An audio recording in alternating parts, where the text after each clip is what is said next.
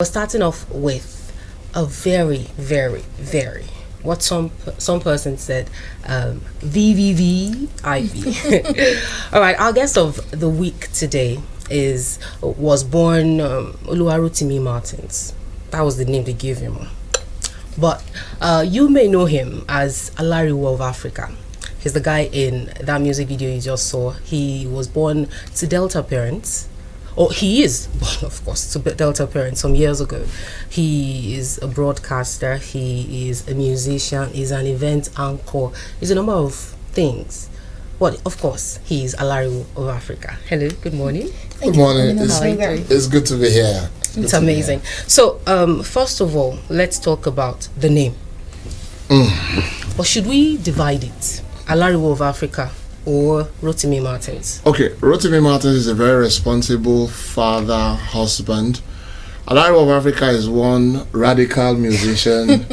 Alariwo of Africa is a philosopher. Alariwo of Africa is an Afrobeat disciple. Alariwo of Africa is a musician that sings about the ill happenings in the society. So there are two different people. So if you want us to start from the Rotimi Martins perspective, or we want to start from the Alariwo perspective, anyone is fine. Let's start from Alariwo. Okay. First of all, what brought about that name? Okay. Broadcasters love doing what they love doing. And one day there was an event and the anchor wasn't around, or rather he came late, and I was not too comfortable about the scenario. I had just picked up the microphone and I started entertaining the guest. And a friend of mine, very mischievous, is still alive. His name is Paul Gee, and he said he was at the back of the hall. Ogbeni Kurome Alariwo, and they started laughing. To them, they passed a very huge insult to me, and people started laughing. And then I was called MC Martins. And it was Alariwo, and I said, okay, all right, fine. The next day, Alariwo, I was living in a place called Oregun, and I was Alariwo for Oregun in Lagos. Then I now met King Sunny Ade when my sponsor introduced me to him. He said, no, you're not Alariwo for Oregun, you're Alariwo of Africa, because I'm King Sunny Ade with the golden mercury of Africa. So Project Africa, because I was wearing an African fabric. And since then it's been Alariwo of Africa. And it got stuck. You described Rotimi Martins as a different person from Alariwo of Africa. How did that happen? How did Rotimi Martins become Alariwo of Africa? Okay, Rotimi Martins, I won't say is a broadcaster. And when you're a broadcaster, you know the ethics you have to abide by. And I've been doing my thing professionally, and professionalism has to be differentiated from, the cultural values of your brand. And as the name Rotimi Martins, it was given to me by my parents, and that is the responsibility of a responsible man that has to live a responsible life. But the Alariwo aspect of it is the name of one radical musician where they listen to anybody, where they fight about what they happen. So there's a great difference between Rotimi Martins and Alariwo of Africa. Now Rotimi Martins is, like I said, a responsible man, married with 3 lovely children, and he's a responsible person. All right. That's the difference. You talked about radicalism. You talked about being a philosopher. A philosopher, exactly. Now, if you look back into the past, far back into the past, how would you say that radicalism, is it in the blood? Or it's something that maybe something triggered it at some point, and then you just decided, this is not right, I'm going to always speak against ills? All right. Okay, let me give you let me just tell you another brief story. When I was born, my father was so in love with, may he so rest in peace, an SAN called Rotimi Williams. And when I was young, I was always arguing, and my father felt I was going to be a lawyer. So he named me after Chief Rotimi Williams.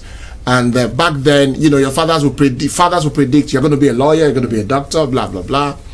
And when he gave me that name, I think he saw the stubbornness and the legal aspect of his son by naming him Rotimi.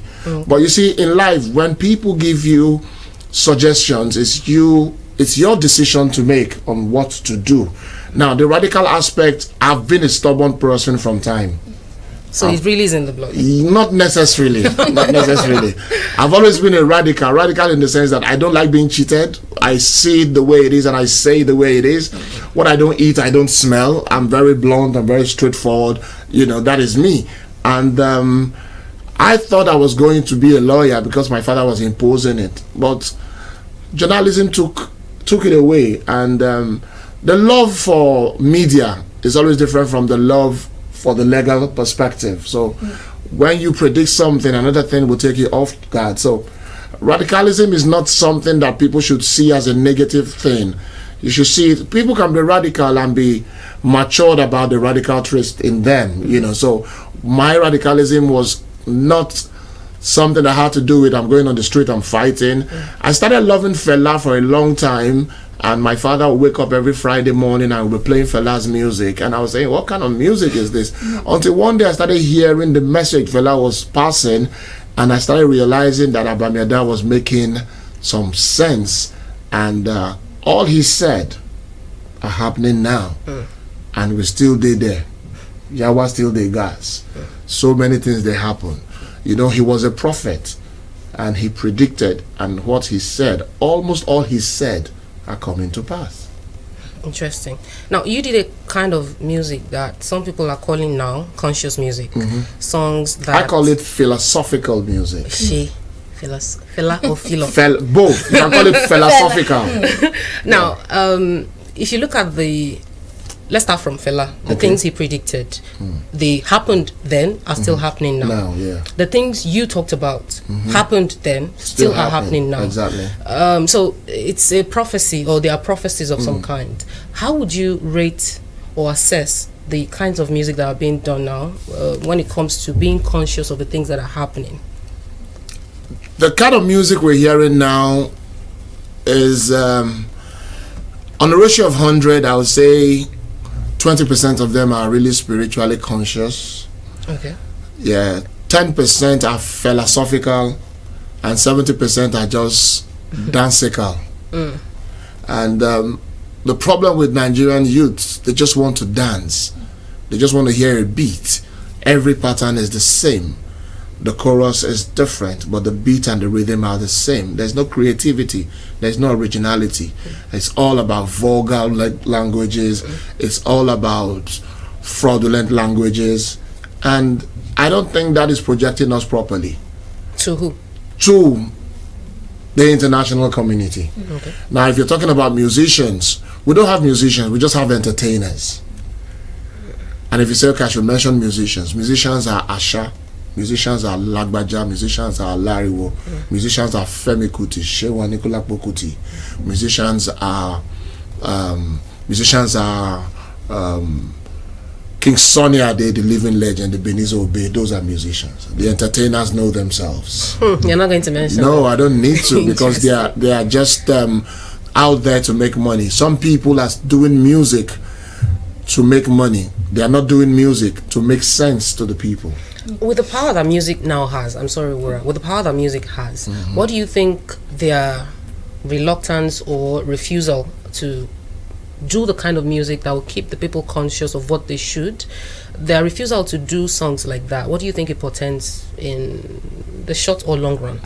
Well, time will tell. I released the Awago Gas in 1997. Okay. 1998, actually. And I just got back from England, and I always play shows constantly. And anytime I walk into any event or event center and my song is being played, people are dancing and they are listening to the message. Music is a message. The way you pass it, the way you drive it matters. I can be singing a song and I'm talking about the negativities of the industry, and while I'm saying it, you're dancing, but the songs are making sense to you. Now, these younger ones are doing what they feel is right, but you see, between now and 5 years to come, the songs will fizzle out and they'll start thinking of how to create another song, and in the process of trying to create another song, the song comes up again and fades away. We need to do what we call philosophical songs that will stand the test of time. What some people call evergreen songs. Yes, evergreen. And if you do evergreen songs, no matter how long it is, people will listen. I lost my father on Wednesday, and when I heard the news, I went back to my phone and started digging out the music of a couple of people. I dug out King Sonny Ade, Benizo Obey, Emperor Pick Peters. You would not know him. I now dug out the likes of Jim Reeves, Don Williams, because those were the kind of music my father was listening to. So while I was playing all those songs, I sat down in a place and I was crying, because I was enjoying it and I was bringing back memories of my dad, because he was the one that indirectly inspired me to do music without him knowing. Yeah.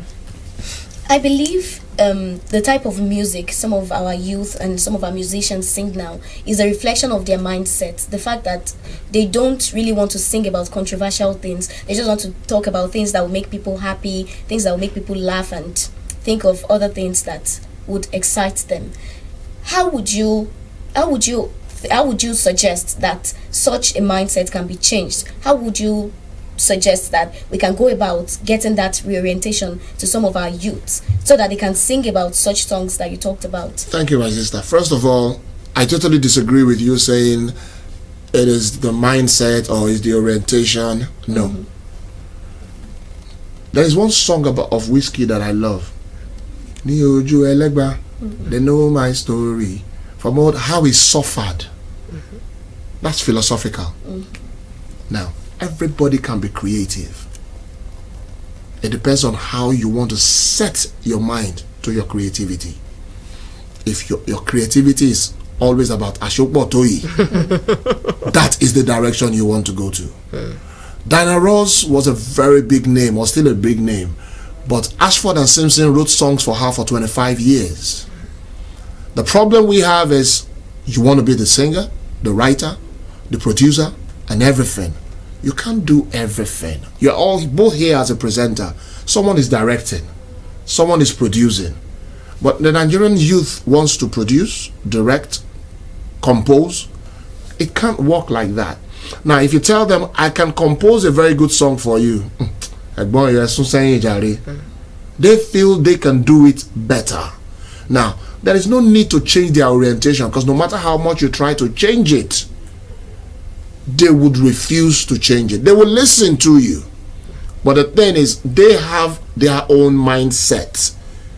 You can keep trying to change it, but their decision still remains final. So while some people are doing theirs, some are doing theirs. Burna Boy is very creative. Now let me tell you the reason why Burna Boy is this creative. Quote me. Burna Boy's grandfather was Fela's manager. Burna Boy's mom was a member of Fela's band. Burna Boy started as a reggae artist, and they started encouraging Burna to do a little bit of Afrobeat. And he started with Ajigiji, Ajigiji, Ajigiji in all his songs. And from the Jigiji, he sat down and realized that this is the right direction to go. He's selling out shows. If I travel to France now, and I get to the airport, at least 30 celebrities or 30 people will be waiting to pick me up free of charge. I'm like a king in France. But if I pass it, Alariwo, we're never celebrated and appreciated within our vicinity. I like where you've gotten to. I've heard a number of people who try to do Afrobeat songs, but apart from the people you mentioned earlier, talk about Burna Boy, talk about Asha, talk about those people, many of them are not even recognized. Many of them, I mean, people would easily tilt towards the Opotoyi people than go that route. And for up-and-coming singers, entertainment brings money, and so it's easier to want to go that way. What would you suggest be the way forward for such people? Be yourself. Concentrate on what you believe in. Be focused. The road to success is very rough, but it can never be rough for he that is tough. Consistency is the key to creativity. Now, these younger ones, I don't want to be rude, these younger ones believe in making money through music, which is good, but you don't have to be in a hurry to make money through music. You need to continue creating. I'll give you an example. Two sisters, they are Pata sisters. Tenny and Nini. And Nini. Tenny is doing house. Nini is doing her brand.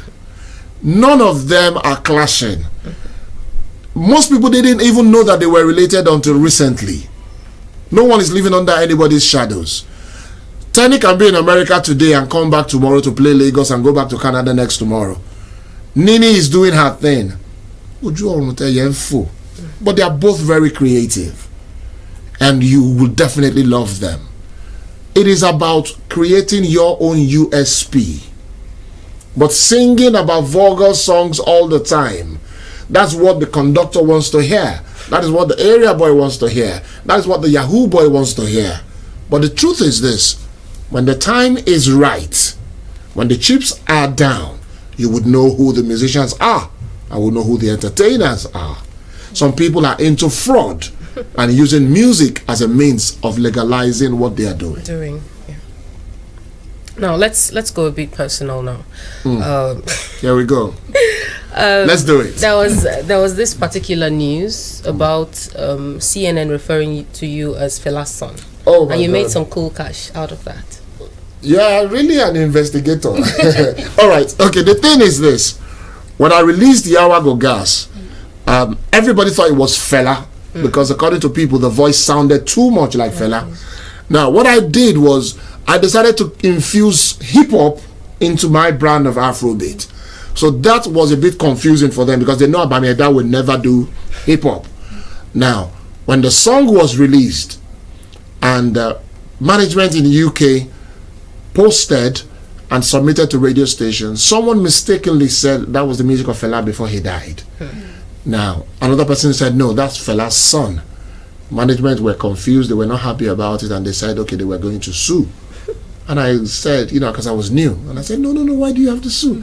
I mean, they're making me popular. And they said, no, that's not the way it is. And they had a closed door meeting, and we were paid for the misinformation, and the song was a national anthem. And the money that we were paid, we collected the money and bought our first car. Oh boy. And rented our first apartment. And, it was fun. And then, the song became popular. And to God be the glory, we became a celebrity. I like the way you all along we. Yeah, we in the sense of myself, my management, and my wife. Same work. Glory. Yes. Yeah. Do you still feel the same way about singing the way you feel then? Oh yes, I still sing. I love to sing. Singing is inside my DNA. I love it when I sing. I'm always excited when I'm singing. And sometimes, I'm always careful when I'm singing because in the process of singing, sometimes I cry. I'm very emotional. So I don't like singing emotional songs on stage. I like singing philosophical songs, on stage. And music is not something you learn. You must have it in your system. You must love it. If you don't love it, it can't work. And it's all about loving what you do. If you don't love what you do, you can't get the best of what you're doing. It's not about the money. It's about the love for what you do. There is a lady we call Ibidno Allison. They call her Amebo. And all this while we were calling her Amebo, we kept calling her Amebo until recently a communication brand, No Name, decided to make her their face because of the consistency. Amebo is someone that gossips. But now the company now decided, okay, let's use her as the face of our brand. Consistency. She has never been an ambassador of a product. But about 45 years later, God answered the prayer of endorsement. Consistency. That's the way life is. All right, let's talk about your personal values, your philosophy. How do you see life as a person? Easy come, easy go. Be yourself. Never impose. Never pretend. That's And the this way I has see worked life. for you? Oh yes, it's always been working for me, and it will continue to work for me. What I don't eat, I don't smell. I don't pretend to be who I'm not. I don't act like I don't pretend to be rich while I'm poor. I don't pretend to be poor while I'm comfortable. I'm very straightforward. I don't like something, I say it. I'm just me. Accept me for who I am, because I can't be who you want me to be. Some people think that people who have the easy come, easy go mindset may be a little nonchalant about even more important stuff. I'm very creative. Everything about life is important to me. God is the most important. My career is important. My family is more important than my career. You understand? Nonchalant attitude comes from how it's your mindset. It's the way you see it. The way I see it might be different from the way you see life. I believe, keep going. The time will come and you would get there. That is what I believe. I don't believe in imposing, forcing, acting to be who I'm not. That's not me. So, I mean, you're saying this, and I'm getting the everything. If it comes, it comes. If Yes. it doesn't, it doesn't. But that does not stop me from pushing, my sister. Okay. I keep driving. I'm a bull. I don't go back. When I'm moving, you're trying to break me down. You're giving me strength to keep going. You're giving me the zeal to remain more focused than I was. You know, I have a slogan. I keep saying the road to success is very rough, but it can never be rough for a man that is tough. I'm tough. I'm Virgo. September 4th. I'm stubborn. I move. You drag me back one step, I'm moving 3 steps further. No matter what you do to me, I look at you, I ignore, I focus. But when I explode because I've had enough of your stupidity. That is me. I'm Virgo. Interesting. Now, let's... I think she has a question. I do. I think that's a balance that most people haven't been able to achieve. If they're nonchalant, they just leave that issue and it affects every area of their life.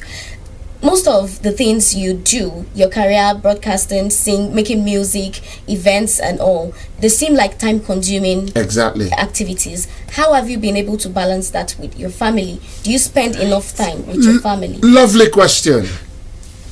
I call my wife my life. If my phone rings, you'll see my life. Now, when I met my wife, I was a nobody. And the minute I saw her, I knew she was going to be my wife. I'm not a pastor, but I have this instinct in me. And when I saw her, my wife looks like me. Talk about it, I live for a long time. Yeah. But before then, Jora. And you're sure you're not siblings? No, we're not related because she's Fulani and we're not related. You know. Now the thing is this: it depends on how you focus your family, how you take care and coordinate your family.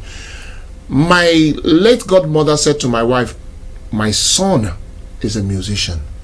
Can you cope?" She said yes. If you can't stand the heat in the kitchen, you will leave. And she said she can. Now, I've offended my wife in so many ways that it was a test transmission and she passed the test. When you're married to an entertainer, accept the entertainer the way he is. Because we are barely at home. And when we are out because of you. And if we're not at home, we're not at home because of you. My focus is to make sure that my family is my priority, and they've always been a priority. If I'm not around, I'm not around. But I communicate on a regular basis. And when I'm around, I carry everybody along and I spoil them. We have the opportunity of having fun together, let us do it. When it's time to walk, you walk. And when it's time for you to be with your family, listen to my word, spend intimidating, aggressive, interesting time with them. What do you mean by intimidating time? You intimidate them with all the things they want. You are aggressive with attention. And the quality time will be Mr. and Mrs. Push the kids aside. So where will the kids go at that time? That's their business. That is their business. Can you imagine that? Now, something happened in 2014, according to reports, that you were shot. Auntie. No. Yeah, I was shot. How did that period? What happened in that period? I was on my way from Lagos back to Ibadan. I run an orphanage with my sister, and when we left the orphanage, we were going home. So I think the robbers were surveying my sister because she was the only one at home for a week. They were expecting that she was going to come back alone. So instinct, I was in Lagos and somebody just said, "Go to Ibadan." And I came to Ibadan and I picked my sister. I said, okay, let's go home. And we got home. She drove in. As at that time, we didn't have a security.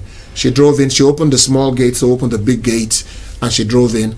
And when I drove in behind her, I saw her shouting, Ejo, Ejo, Ejo. And I looked at the side mirror and I saw the robbers. And they opened my door. They said I should come down. I said, Mumbo, they can park. So I closed the door and I put my car on reverse. And I banged the gate open and I drove out. So I went to call, the police and came back there because my sister was there alone. So the guy was really, really angry. Cocked the gun, shot, bullet no come out. Cocked it 4 times, bullet no really come out. And I told my sister, moto. My sister was saying, no, come on, I said, nobody it won't happen. I don't know whether I got the confidence and the guts to confront the armed robber, but there were 4. But I think their leader came out with a gun trying to cock. So along the line, I told my sister to just leave that vicinity. My sister ran back into the house. But one wine glass, motor's okay. So as at the time I did that, he cocked the gun for the last time and shot and shattered the glass. So I think the force of the glass reduced the bullet speed, but came and I didn't feel it. What I call giant lake, I didn't feel it. 4 bullets, So after that, he ran into the bush, and my sister came, and the police already arrived because they were coming from a very far distance, and they took us to a hospital nearby. And I was just gisting with my sister. My sister was telling me to keep quiet. I didn't know what was happening because I felt it, but I wasn't too bothered. I don't know. The Bible says without faith it's impossible to please God. I had faith that nothing was going to happen.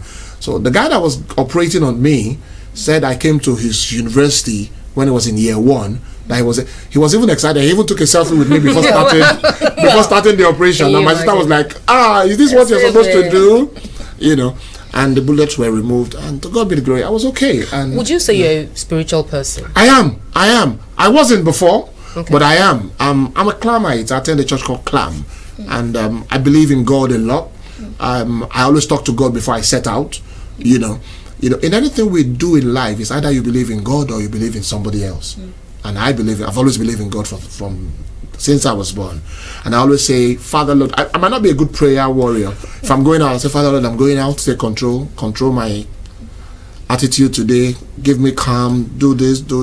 I talk to God, I don't pray. I gist with God. And when I gist, I believe He does it for me, and I drive out, And instincts, sometimes if I want to go out, my instinct tells me not to go out, I just stay. Do you have any children who have your attitude? The radicalism, the stubbornness.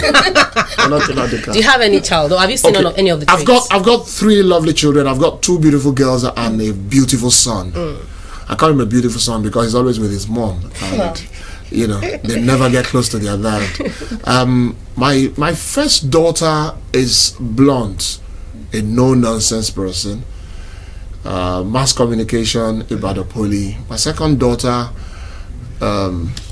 mischievously humble, theater arts, Unilag. My son, very easygoing, mischievously respectful, always with his mom, always in his shell. If I'm to choose who is going to have my traits or similarity, I could say my first daughter, because my first daughter is very blunt, and you attack her, she will attack you if she's not wrong, if she's not wrong. If she's right, she will attack you. If she's not right, she will be calm. And that's me. She defends herself very well. I think she might have that, direction of the noisemaker. I think so. But the 3 of them are so different. The only similarity is the 2 of them are into the media aspect of what I studied as well, so I don't think maybe my first daughter, I'm not too sure, but maybe my first daughter. There's this belief that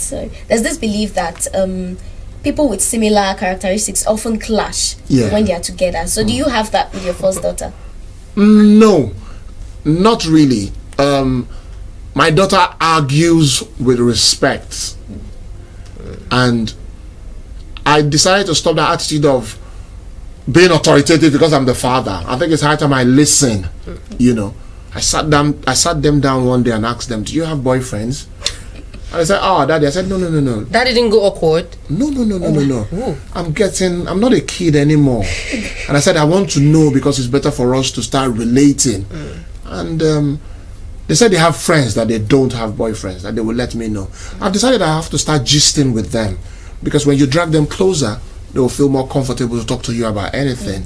You know, so you need to simmer down about some things. I didn't get such opportunity with my father or my mother, so level and you understand. My son is just 13. If I lock my phone with a house, how you unlock it is still a mystery. So you have to relate with them properly for them to understand. Do we have any of them maybe in the music line?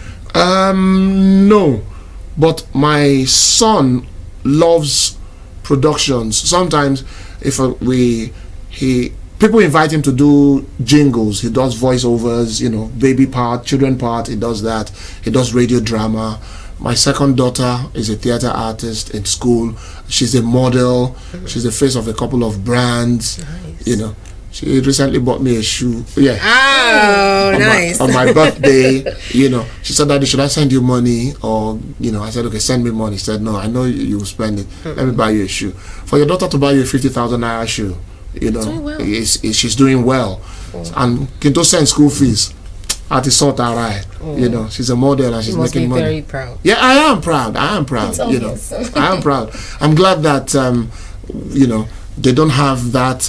You need to educate your children positively, spiritually and otherwise, for them to understand the way life is. So I think I'm proud of my children. I am. So for your fans who are catching up, so to say, with you right now, what is in the pipeline with Alariwo of Africa? In the pipeline, I'm going back to the studio. I've recorded 33 songs, but my problem is when you own a studio, you're never satisfied with the songs you're producing. So I'm going to sit down with my team. I will select the songs that will be right for us to push out. And what else is in the pipeline? Pera Award is coming up. I was going to say, let's not leave Rotimi Martins out of this. Let's talk about Pera. Yeah, Pera Award is coming up in December, on the 8th of December. And thank you. Your station is really supporting. Namaste. I really appreciate. Pera is about celebrating indigenous and residents of Oyo State who are doing very well in their chosen careers. And this is the 3rd edition, and it's going to be really interesting. And I want to seize the opportunity to thank your station for supporting. And the governor is really a lover of arts, lover of culture and entertainment. I met him some days ago, and he's willing to support the cause. You see, the cultural value of Oyo State is very, very key and is very important, but people don't know that entertainment started from here. Sure. My father would leave Lagos, come to Cocoa Dome or Cocoa House on a Friday and go back to Lagos on a Saturday, and it's very interesting, So we're celebrating indigenous and residents of Oyo State who are doing very well in their chosen field, and it's going to be really, really interesting, And when I met the governor, he said, "Wow, okay, this is a good idea," and I want to seize the opportunity to thank His Excellency for believing in this vision. And Your Excellency, sir, if we have opportunity of seeing you again before Farah, but I thank him. When we met him, he listened to us, and one thing is to listen, another thing is to impact it and inject it. Instantly, he spoke with the Minister of Culture and Tourism that he's interested in this, that they should see how they can, support. And so that is where we are. And special thanks to His Excellency for willing to support the Pera brand. Is it open to all? Can anybody come for the event, or is it exclusive? No, it's a gate fee thing, because the first edition was free. Okay. We just felt we should do that for people to know, Ibadan. Can say they want to see what the whole thing is all about. The first edition was free, and the second edition was spending money. Between 2017 till now, we spent 9 million of my personal money. I can say it comfortably for anybody to hear. My personal money. I sold a car. Wow. You see, there's something called passion and consistency. So when you have passion and the consistency needs to be backed financially, you need to do something. So the The second edition was outstanding, and I believe the third edition will be interesting. Sponsor Ejo, Efualowo, Ejo. You know. For the people who would come, what should they expect? What should they expect? Gliss, glamour, razzmatazz. Pera is the Oyo State Grammy. Pera is the Oyo State Oscars. Pera is, Oyo State is the pace setter state. So we need to set the pace for people to see. Baba Salah, let me give you an example. Baba Salah, Jacob, Papi Lolo, first station, first television station in Africa, first university, first stadium, the pace setters. So we need to set the pace for people to see. It's always jam-packed, it's always interesting. Every time we put up Pera, Jogger Center, it's always crazy, interesting. You see all the beautiful celebrities, actors, actresses, comedians, musicians, broadcasters, everybody. It's going to be interesting. Politicians, business moguls, positivity, celebrities within the vicinity. You will enjoy yourself when you come. All right. Thank you so very much for coming on the show. And we pray, we wish, we hope everything positive, comes out of Pera. Thank you so very much. Well, we'll take a break now. Breakfast Weekend resumes in a moment. You don't want to move.